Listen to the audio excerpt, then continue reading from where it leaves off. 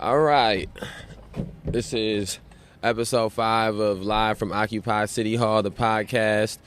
We are coming live from Rockford, Illinois. We are participating in the occupation of City Hall, Rockford, Illinois. And the same way we have an introduction for the Live from Occupy City Hall that we doing on Facebook. I believe we're trying to get into a habit of having an introduction for the Live from Occupy City Hall podcast series. So we came out here on October 3rd after on October 2nd, 2020, Tyrus Jones, an unarmed black man, was shot by police officer Dominic McNeese of the Rockford Police Department while running away. We continued the occupation through the end of November when Dominic McNeese was found to be justified in the shooting of Tyrus Jones and was returned back to work the streets of Rockford, Illinois. We continued our occupation through January 5th when Denzel Duvant was beat at the hands of the Rockford Police Department while handcuffed, and one of the officers involved in that brutal assault was Dominic McNeese, the man who shot Tyrus Jones just months earlier. We continued the occupation through April 10th when Faustin Guaitigo was murdered by Winnebago County Sheriff deputies inside of his home, namely Winnebago County Sheriff Deputy Joseph Brulard. We continued our occupation through April 11th, less than 24 hours later, when Jose Gonzalez Jr. was shot while running away by the Rockford Police Department, namely Officer Owen McGinnis. And we sit here today on July 5th, waiting for the investigation into the lynching of Faustin Guaitigo in his home and the shooting of Jose Gonzalez Jr. while he was running away. We sit here waiting for the findings of that investigation to be released. The Winnebago County State's Attorney had spoken and said that those findings would be released at the end of June. The end of June came and went, and those findings were not released. And then the end of last week, around the 2nd of July, I believe, July 2nd or July 3rd, the Winnebago County State's Attorney said that they apologized for not having the findings released when they said that they would, and they said that they would try to have them released in August, 2 months later. And so our occupation is continuing, and our occupation will continue through whatever those findings are, and our occupation will continue until there is a true, tangible culture shift in this community, a true, tangible, societal alteration in this community. So my name is Leslie Roth. I am a member of the May 30th Alliance organization. We are a direct action organization dedicated to the ending of police terrorism, mass incarceration, and racial injustice. I'm here with a fellow member, Kay, of the May 30th Alliance. Good evening. Good. That's Kay speaking there. And what we're going to do right now is we're going to dive into 4th of July here in Rockford, Illinois, some of the events that went on around the 4th of July here in Rockford, Illinois. And so I will start off by saying I was here for the parade. Kay wasn't here for the parade. He was here later on for the fireworks and for the nights. Me and Kay are the main people for the night shifts, not the evening shifts, but the night shifts are mainly me and Kay and a couple other different members of the May 30th Alliance organization pop in here at night. So Kay was resting up while we were dealing with the parade in the daytime, and he came later on for the night for the fireworks. But during the daytime, the parade came down East State Street. The occupation is on East State Street. City Hall's on East State Street. This has been the area that the occupation is currently in, has been called the heart of the city at times by different political figures, and that is why we are here to make sure that the heart of the city is reflective of the traumatization that communities have felt in the city. And so as people came down celebrating the 4th of July, which is a white nationalist holiday, again, it should be noted that the 4th of July, for anybody who may be listening to this and unaware, uninformed about it, the 4th of July is a holiday celebrating the Constitution being written, celebrating the proclaimed independence of America from the colonies. These are celebrating Thomas Jefferson, celebrating the figures who were involved in putting together the Constitution. And again, this is at a time in which slavery was still one of the primary characteristics of this nation. This holiday that they're celebrating, these figures who took part in this holiday, these figures who took part in the holiday these figures who they are celebrating in this holiday were racist, were bigoted, were misogynistic, and these are not my opinions of them. These are things that are documented facts, are documented history. We live in this town that is named after Thomas Jefferson. We are living in a town with a high school named after Thomas Jefferson. Thomas Jefferson was notorious for his enslavement of black people, of Africans, the raping of his slaves, and the fathering of children of those said slaves. And so these are the things that are at the surface level of this 4th of July celebration, this 4th of July holiday. And so and also the continued genocide of the indigenous people of this land was going on when this independence was independence was gained. And so again, these are all the things that we're just trying to point out. You too. It's all the things to see.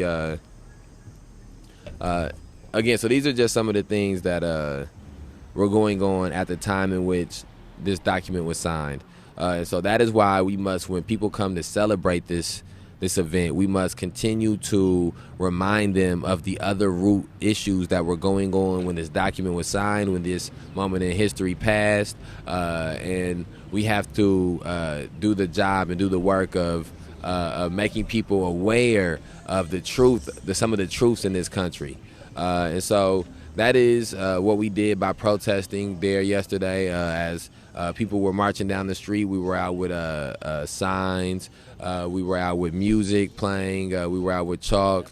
We had chalk written up and down the street with messages against police terrorism, mass incarceration, and racial injustice. And so we had some different interactions with people. We had interactions with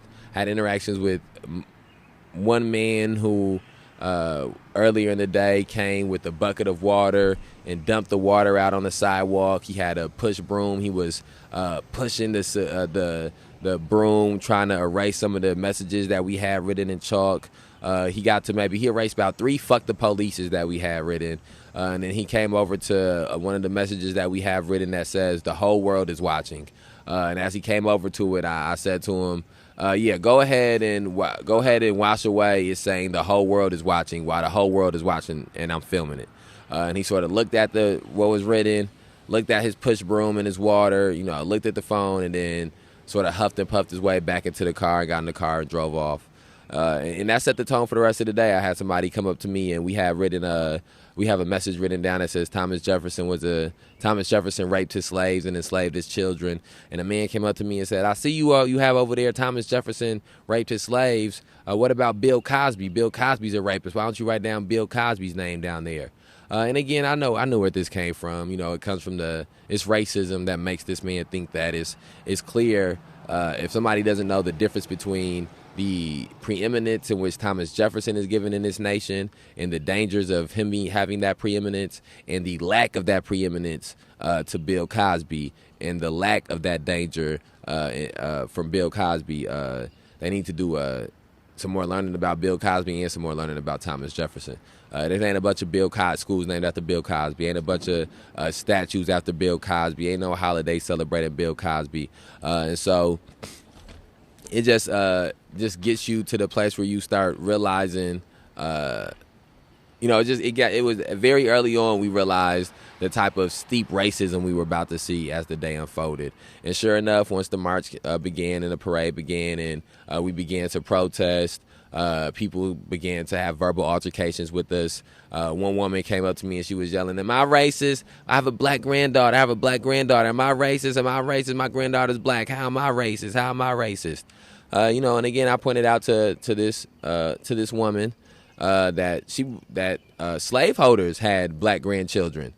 Slaveholders had black children. Were they not racist because their children were black? Because their grandchildren were black?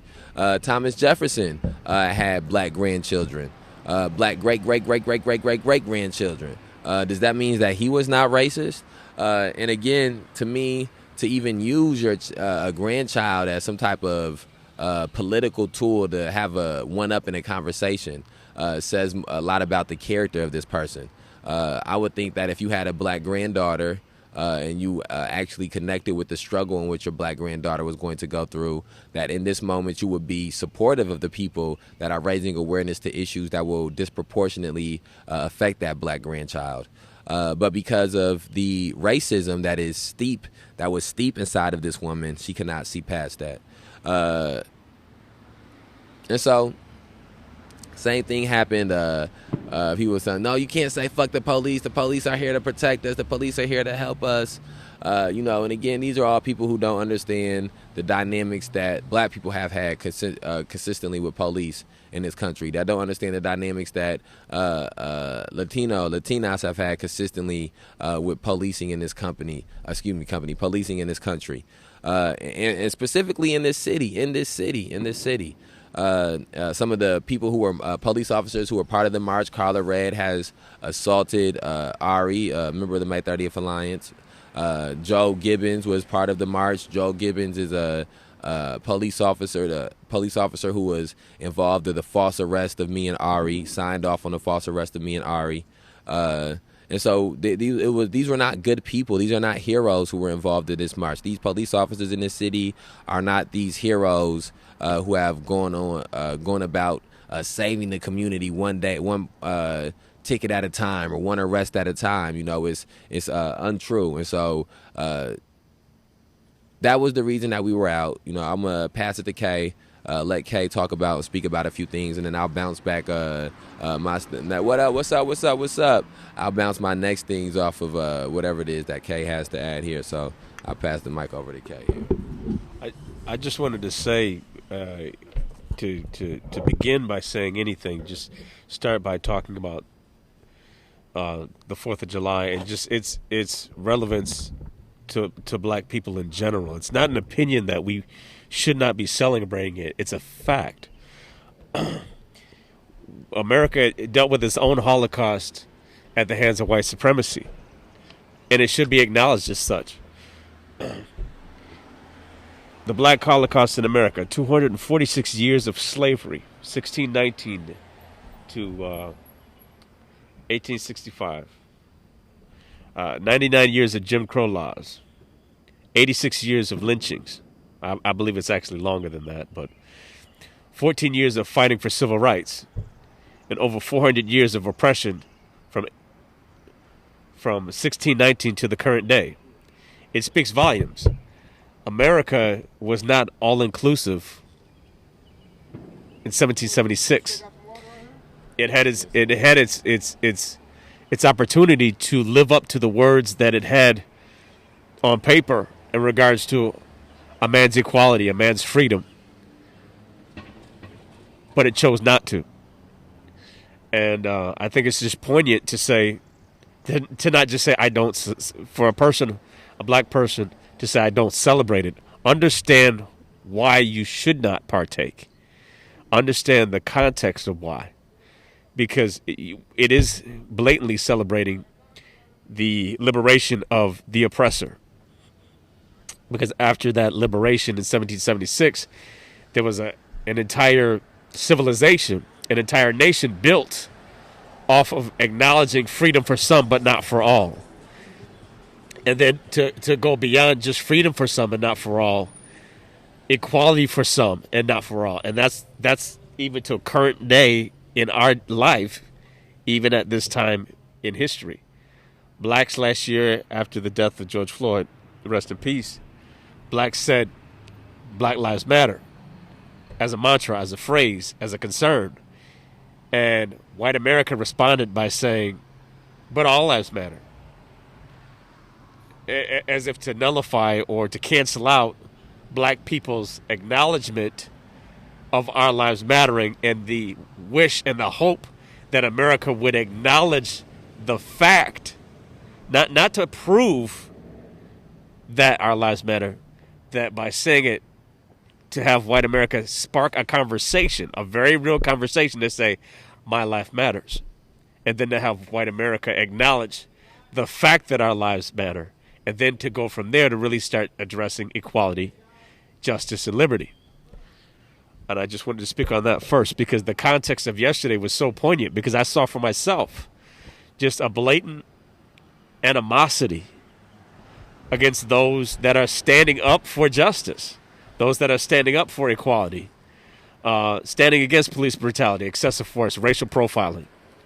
Those that are diametrically opposed to these things, but getting a social pushback as if we are the ones deserving of animosity or hatred, like literal hatred, not a dislike, a genuine, deep hatred of you're the bad guy. You're the ones at fault. And it's amazing how time and time again in this town, in Rockford, and I'm speaking specifically about this town, the microcosm that is Rockford, there's a huge social disconnect of victimizing the victim at every turn and not confronting on a very real basis the victimizer and holding that victimizer accountable on a social level, on a political level for their victimization. It's the explanation to the victim, well, you should respond this way. Well, you have every right to be angry, but you're doing it all wrong. You should respond this way, that way. And even yesterday, just briefly, I'll just use a point that I observed because I was a part of it. This guy goes walking down the street, and there's a speaker down here. No one else walked over to it. No one else touched it. He just felt emboldened enough to walk over to it, grab it by its handle, and pick it up. I didn't know if he was going to attempt to smash it, run off with it, or tip it over. But I didn't wait either because it quite simple, it's not his personal property. And the moment he picked it up, I walked right over to him. And as he had his hand on the handle, I grabbed the other side of the handle. And I removed it from his hand and stared at him to make eye contact. And I said, and why are you touching property that doesn't even belong to you? No one asked you to come over here. No one asked for your presence.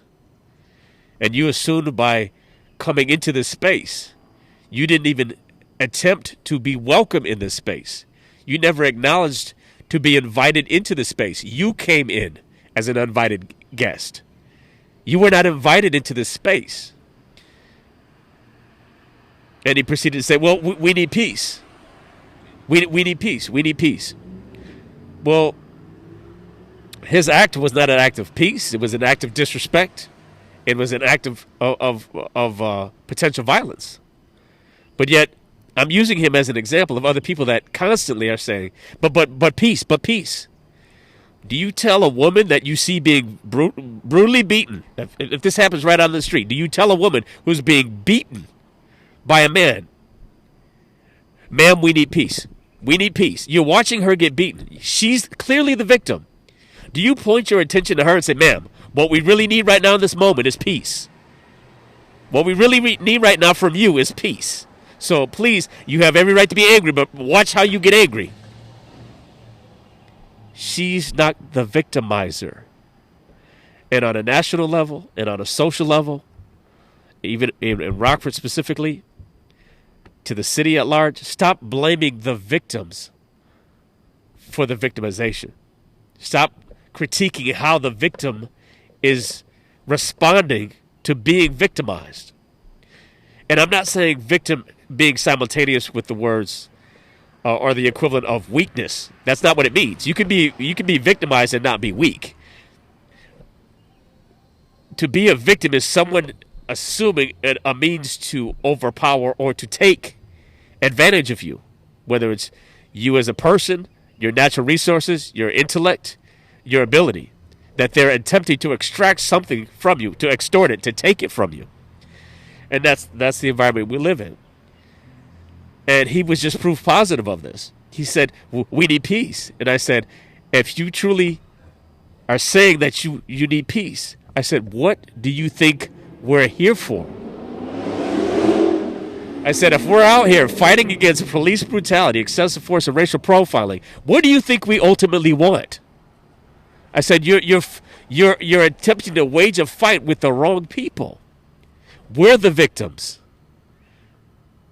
And he said, well, who should I talk to then? And I said, who do you think?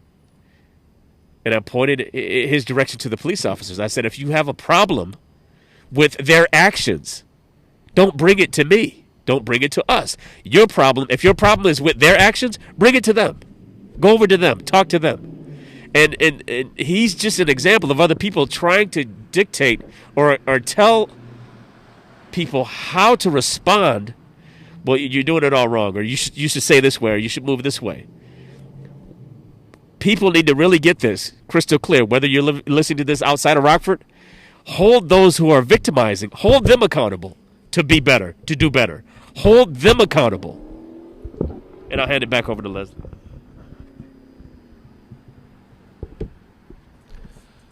Yeah, no, that is that was one of the events that took place later on in the evening and the night. As Kay was speaking, I was thinking about some of the other actions and some of the other things that happened earlier in the day as well. Oh, excuse me. And one of the things that happened is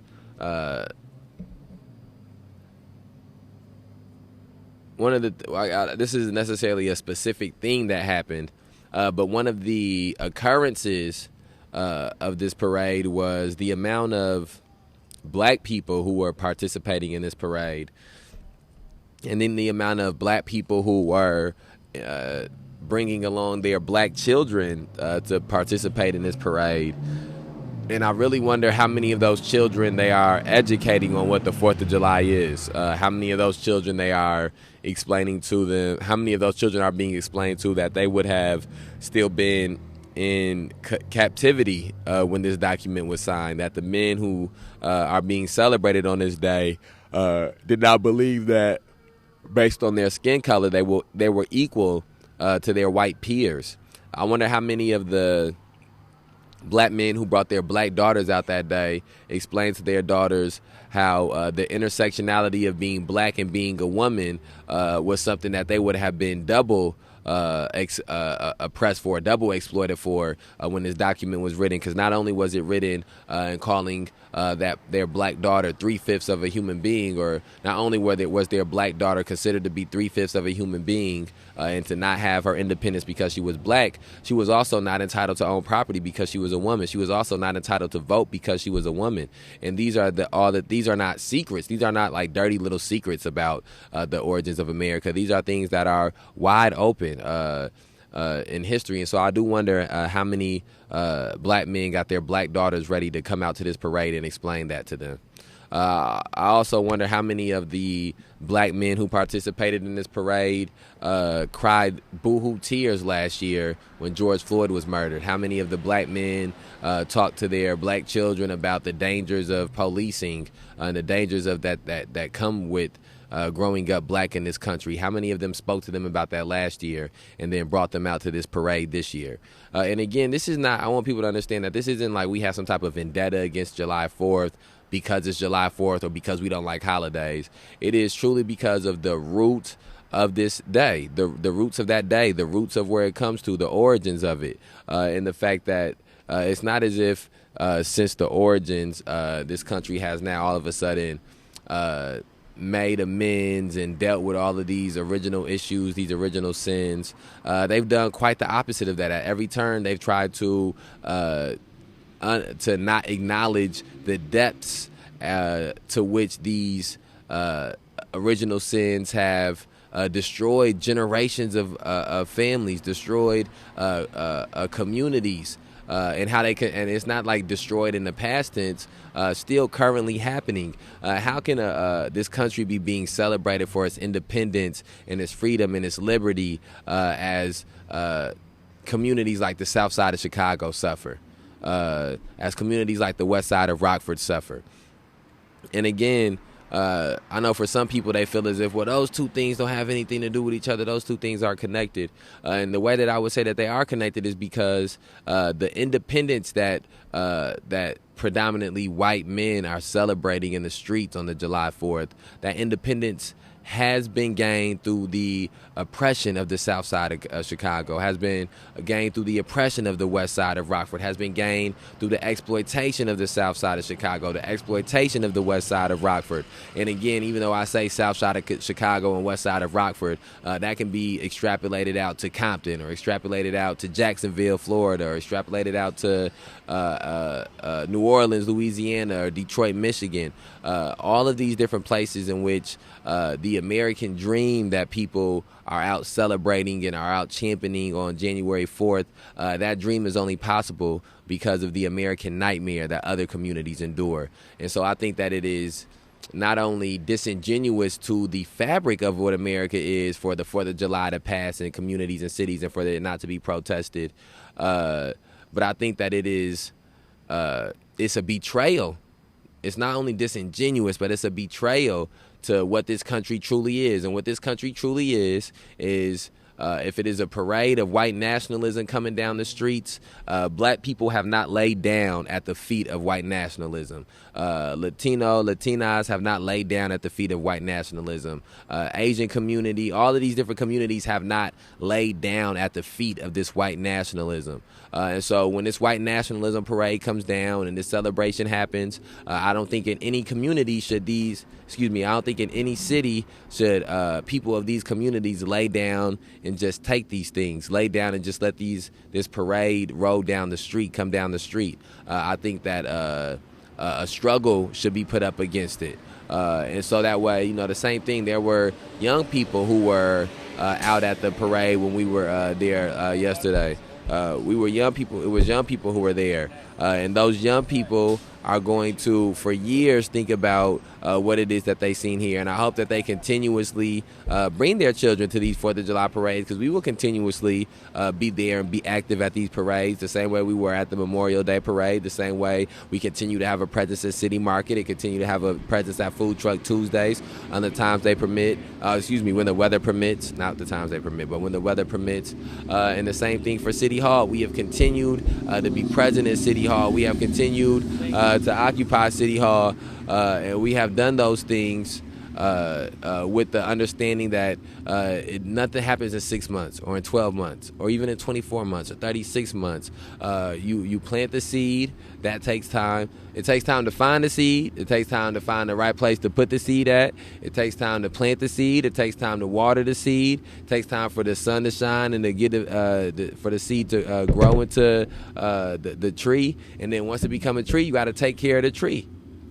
So I want to pass it back to Kay. Let Kay again bounce some anything that he has based off of what I said. And again, we're speaking on the 4th of July event, that the 4th of July parade that passed through the occupation at City Hall yesterday, and speaking about the demonstration that we did during it, and also speaking about some of the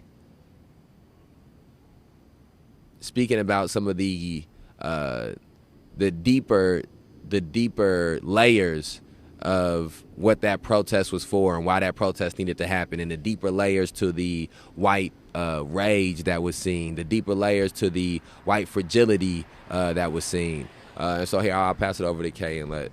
Yeah, I'll sit there right there.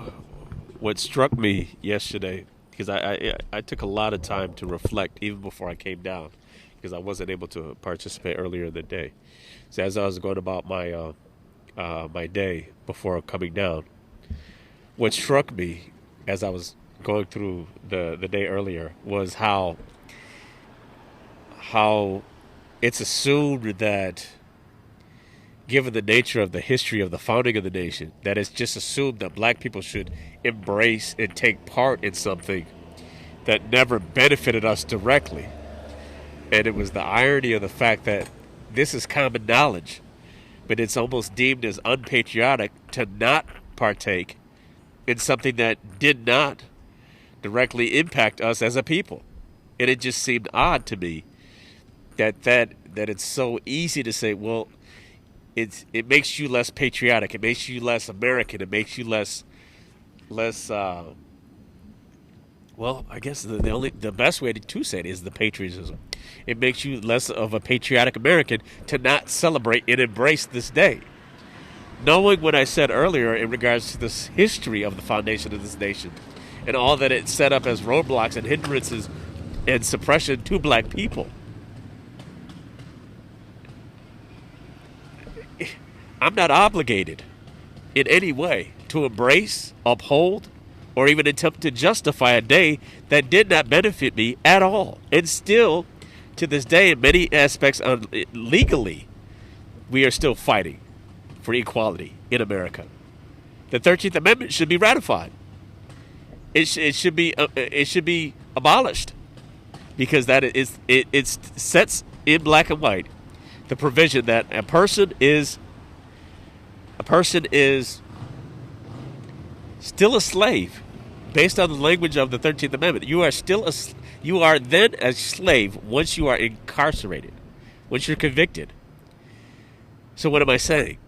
How many people do we have in the penal system that took plea bargains because they had a lawyer appointed to them that said, take the plea because you can't fight it. You don't have the money or the resources to fight the charges.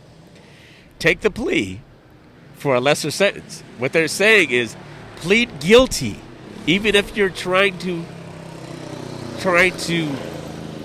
prove your innocence. Plead guilty in a court of law. Say yourself, through acknowledging that you are guilty. Then once convicted, you become part of the new reformed slavery institution in America. After convict leasing laws and Jim Crow, America defined itself by still having this sweat equity and this cheap or free labor on the backs of black America. Now, the point that I wanted to make, what Leslie said, an added point. This is what I was struck with all day, that there were multiple cities all over America, multiple. Everyone talks about Black Wall Street, but when you do your investigation, there were at least 5, if not more, cities very similar to Black Wall Street, where these cities were predominantly black. They were not integrated because it was the white communities around them that ostracized them. So they were homogeneous in nature through necessity. They were completely economically, socially, and politically ostracized by all the communities surrounding them. So they had to develop homogeneously to survive. But not only did they survive, they thrived. And this is what struck me. They were thriving because they didn't have an element of sabotage. They didn't have ulterior motives of slowly siphoning off finances. They didn't have the sabotage of political stalemates. They were thriving relatively quickly after slavery because they were homogeneous and they had in play, now understand this, they had in play all the economic aspects of a thriving city or a thriving community.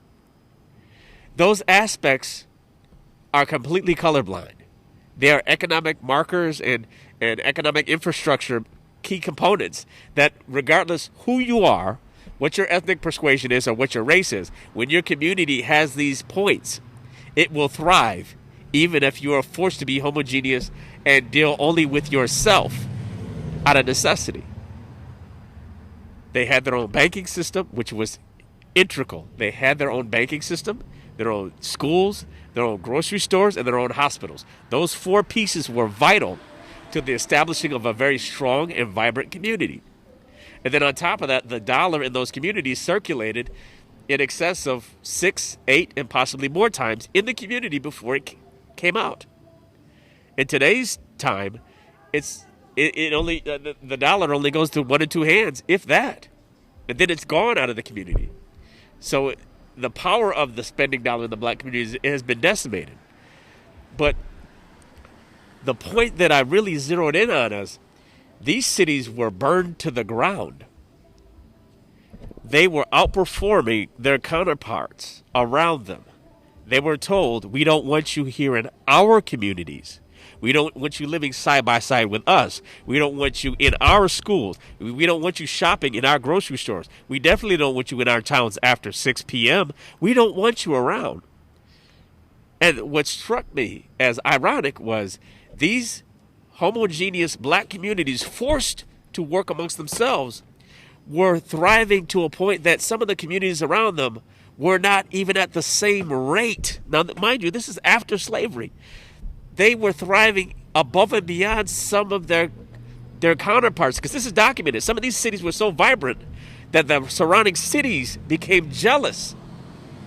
And then, through any arbitrary means, went into these towns and systematically burned them to the ground and killed many people in the process. And that made me think about, again, white supremacy. White supremacy was not ever structured to advance white people through building up an infrastructure, building them up socially, intellectually, mentally, emotionally.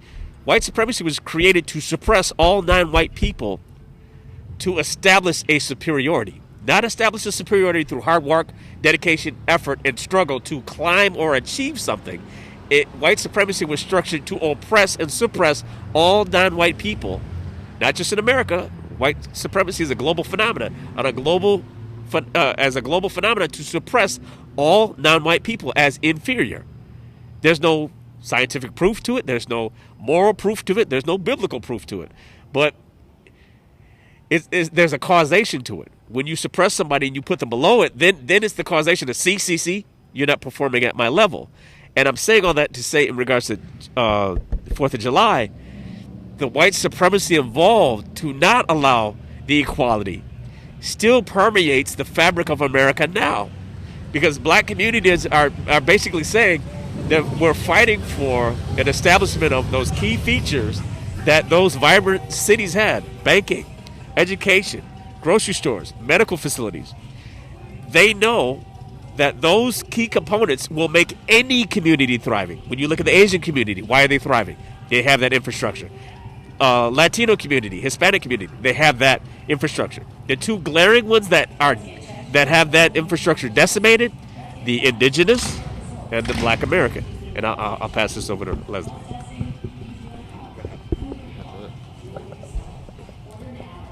And again, we're sitting here on July 5th. We're sitting here on July 5th, and the 4th of July parade just took place near the occupation at City Hall. We protested during the demonstration. We protested during the parade coming down of East State Street near City Hall. And excuse me, y'all. Oh. We're just going through some of the events that took place, some of the specifics, and some of the tones, whether the overtones or undertones that these events had, and that the celebration of the 4th of July has. I think one of the other things that was striking to me, and this is something that also happened at the Memorial Day parade, but there's groups of black people within this parade that was going on, and when the police came by, the screaming and the yelling and the jubilance was like Moses had parted the Red Sea and everybody was finna get ready to escape from Egypt or something like that. And they was just going so crazy for these police officers. And then when these black children came by, minutes later, probably not even 5 minutes later, I would doubt, it was crickets.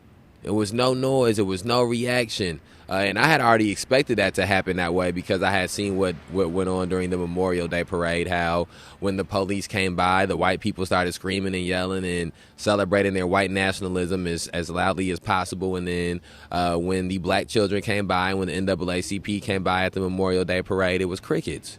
And so, again, these were black children. The same thing when NAACP came by, they had black children with them at the Memorial Day parade.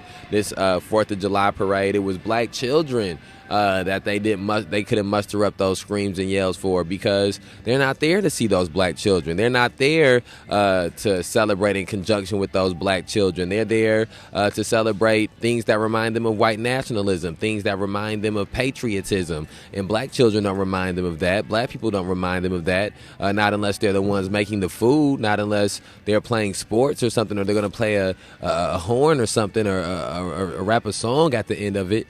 But as far as the the parade in itself, they came to see police officers. They came to see firefighters. They came to see the Jeeps. They came to see, listen here, Miley Cyrus Party in the USA playing. They didn't come to see no black children. And again, we have to start asking the question, if they're not coming to see the black children, they're not going to receive the black children well, why are black adults leading those black children out there to have these experiences, to further deepen the psychological trauma that they have already inherited by just being black in this city? Again, not in this nation. Because, of course, in this nation, but even more specifically in this city, in this county, in this city and in this county. And we have to start asking ourselves to look deeper into these days. We have to start asking ourselves to look deeper into our actions, look deeper into our thought patterns, look deeper into the ideology that we carry as a people if we want to further where our stance, if we want to further the next generation. And Kay just headed Kay's heading out here, so I'm gonna wrap the rest of this up monologue style. Let's see where we're at time wise. Okay, we're at 41 minutes, so we doing pretty good. I'm trying to think of some of the other things that happened yesterday. Excuse me, y'all. I took a drink. Well, let's, besides yesterday was Sunday. 4th of July took place on a Sunday. We're recording this on Monday, July 5th. But one of the other things that took place over the weekend was City Market was again on this Friday. And what took place at this City Market was, again, another Friday where arrest warrants got issued. Arrest warrants were issued for 2 members of the May 30th Alliance. One member of the May 30th Alliance, Terry, was arrested near City Hall before the City Market protest began. And then another member of the May 30th Alliance was arrested at the City Market protest, both of them for warrants. And both of these warrants were for disorderly conduct, which has been the new go-to charge to give people. And the main reason for that is because it's a very loose charge. It's so many things that can be quantified to give probable cause for disorderly conduct, and that's why they're using this charge. And again, these disorderly conducts are coming, and these arrest warrants are coming attached with no contact orders, which is making it so that members of the May 30th Alliance cannot even attend the City Market protest without a violation of their bond release being potentially brought up in court. And so that this idea of freedom of speech is being the idea of freedom of speech is being challenged on a regular basis here in the city, and is being the powers that be are challenging if people really do have the freedom of speech. We were last week at the on Friday at City Market, a member of the May 30th Alliance was told that they could not use the megaphone. Not only could they not use the siren function on the megaphone, but they couldn't even talk into the megaphone, or else they would be arrested and charged with disturbing the peace, I believe, is the new charge that or disruption of the peace or something like that, I believe, is the new charge that they're coming up with. And again, dating back from where we are at currently in this struggle to this time last year, you can see how at every turn the manner of charges has changes. The manner of charges have changed. The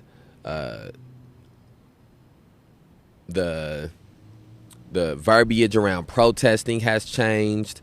We went from the mayor of this city saying that he supports people peacefully protesting to the police at City Market saying people can't use megaphones without being arrested. And again, that has happened because, in truth, they never supported people protesting. It has nothing to do with peacefulness, has nothing to do with violence, and it has everything to do with the raising of these issues and more people knowing about these issues and more people knowing about these ills. And we live in a city which the number one weapon that they have of preserving the status quo is to make sure that nobody outside of the city knows about the things that are going on within the city. And we have to nullify that tool with demonstrations. We have to nullify that tour with protest. And that's what we have been doing, trying to do weekly at City Market. That's what we are trying to do with protesting during some of these parades, whether it be Memorial Day or 4th of July, or I believe they do something on a stroll on state type of thing coming up in maybe that's September, October. Actually, I think that's November. That's a while away. But all of these things are being done in an effort to force the city to deal with the issue that it has long pushed to the back of the or long pushed to the bottom of the priority list. It is forcing this city to push this issue to the top of the priority list. And every time the city tries to address something else, we're there to remind it that this issue is still persisting, and is still persisting at the exact same level, if not more than it was a year ago when the mayor of this city and all these different people in positions of power in this city came out and said they were against racial injustice. They understood the issues that black community had dealt with and faced in this city and in this nation, and all this talk was done, and in the moment it became time to walk the walk that comes along with that talk. Not only did the walking not happen, but the talking stopped happening. And so it's our duty as an organization to force not only that talk to return and for that talk to stay there, but to force people in a position to start doing the walk that accompanies that talk. And so I don't want to start repeating myself. I've been doing a lot of talking these last 24 hours about the 4th of July and some of these events. And so I'm just going to wrap this up here. I think that this was productive, and we trying to get back in the routine of regularly putting out content, regularly putting out the podcast. So much stuff's going on at times it becomes difficult to muster up the energy sometimes to get these recorded. But that is what the job is. That is what the work is. And so we've been about the work, and we're going to continue to be about the work and put the work in. And so I want to end this live by saying,